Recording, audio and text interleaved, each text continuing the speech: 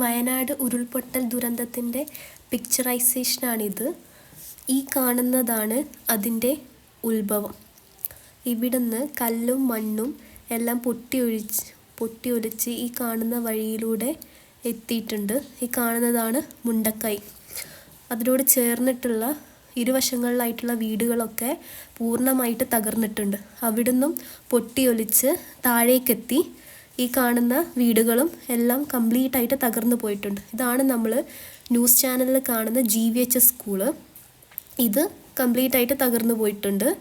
ഇവിടുന്നും കുത്തിയൊലിച്ച് താഴേക്ക് എത്തിയിട്ടുണ്ട്. ഈ കാണുന്നതാണ് അവരുടെ മെയിൻ പ്രധാന പാലം. അതും തകർന്നിട്ടുണ്ട്. അടുത്തുള്ള അമ്പലവും പൂർണ്ണമായി നശിച്ചിട്ടുണ്ട്. അവിടുന്ന് നേരെ ഇതിൽ കാണുന്ന പോലെ സൂചിപ്പാറ വാട്ടർഫാൾസിലെത്തി. ഇതാണ് സൂചിപ്പാറ വാട്ടർഫാൾസ്. അവിടുന്ന് കല്ലും മണ്ണും ഒഴുകി താഴേക്ക് എത്തിയിട്ടുണ്ട്.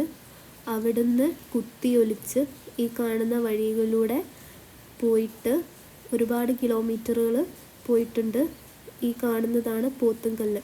ഇവിടെ നിന്നാണ് നമുക്ക് ഒരുപാട് ബോഡികൾ കിട്ടിയിട്ടുള്ളത്. അപ്പോൾ നമുക്ക് ആലോചിച്ചാൽ മതി എത്രത്തോളം ഉണ്ട് അതിൻ്റെ ഒരു തീവ്രത എന്ന്.